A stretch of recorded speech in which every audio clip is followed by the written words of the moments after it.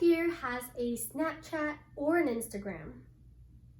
Let's get a little more specific. Who here has a Tinder? Now, not many of us may want to admit, but we've heard of dating apps such as Tinder, or may have used them in order to meet new people. And technology has definitely created new ways for us to do so at the tip of our fingers. Hi, I'm Patty Alceza, and today I'll be talking about dating apps such as Tinder and its psychocultural effects on its users regarding accessibility, rejection, and misrepresentation. Now, according to a recent survey based on a representative sample of United States adults, almost 2/3 of them consider dating apps as a good way to meet new people. And there are many reasons why these apps became popular in the first place. One, it is much easier to approach somebody online than in person. We have more control of how we approach them, and we are better able to formulate our thoughts that may be difficult for some to do when it comes to approaching somebody in person. And it also allows us to expand our social circle that may be limited to our work environment, our school environment, or through our group of friends. Now people can make online dating accounts that takes less than 5 minutes, and it matches you with people who have the same interests as you.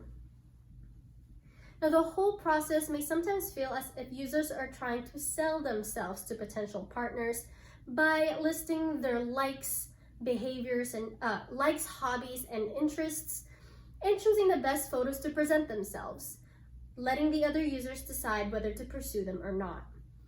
In the settings of Tinder and most of the dating apps nowadays, it presents you with a filtered matchmaking. So when I made the Tinder account, I had my maximum distance as 30 miles away from me, my sexual preferences as men, and the age range. So every profile that I would come across with on my Tinder account follows these settings that I have set, which does make meeting somebody that you would actually be interested in, according to your preferences, much more efficient than if it was done traditionally by meeting somebody in person. Now, unfortunately, an increase in chances of meeting somebody also increases your chances of being rejected. Now, just because you were matched with another person does not mean that you are compatible. Maybe the conversations or the dates did not go well, or maybe there's a sudden disinterest, or maybe the other person is just not on the same page as you when it comes to what you're looking for when you're using these apps. So whatever the reason may be, the crazy thing about technology is that it allows users to engage in new behaviors, new disconnecting behaviors, such as ghosting. Ghosting basically is when the other person suddenly stops replying to messages with the intent of disappearing from their life. So there was a study by Chad D. Wiley and Jamie Campbell that included 220 participants who used dating apps like Tinder, and 75 of them said that they experienced ghosting. That is 30% of the people experience ghosting. Now, there may be some justifications to why users engage in those behaviors. Maybe the initiator does not want to hurt the other person's feelings. It is a bit difficult to let the other person know that you don't like something about them, or that it's not working out anymore, or you're just not interested anymore. Therefore, they resort to ghosting as a way to disconnect. Or some just want to avoid the confrontation, or some are under the impression that rejecting the other person online is not going to hurt them as much as it would if they were rejected in person. And from the same study, 116 actually answered how they felt after being rejected.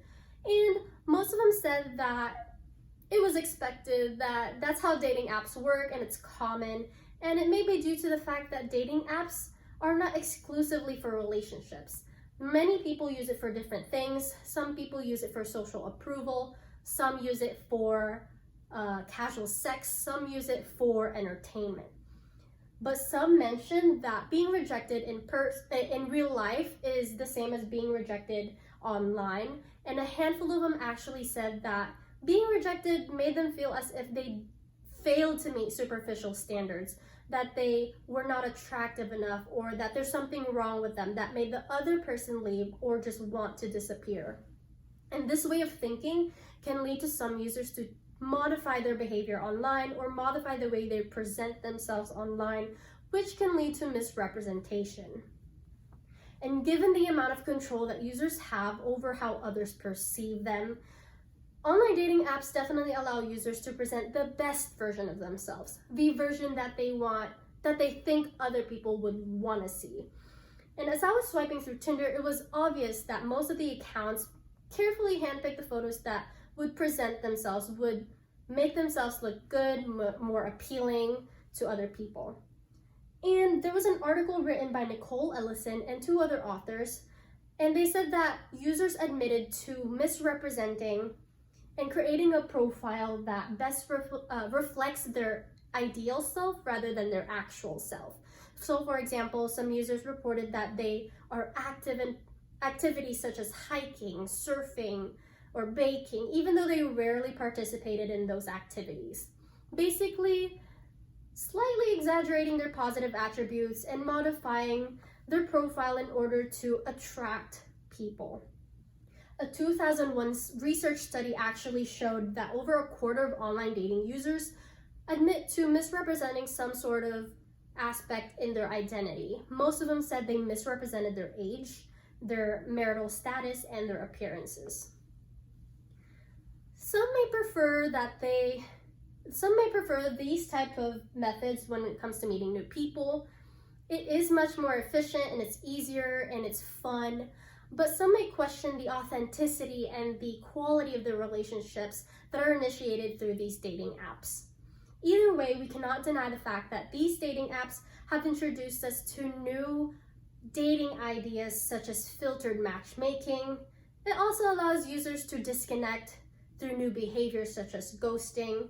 And lastly, these dating apps have shown misrepresentation as a common phenomenon with the intent of attracting other people.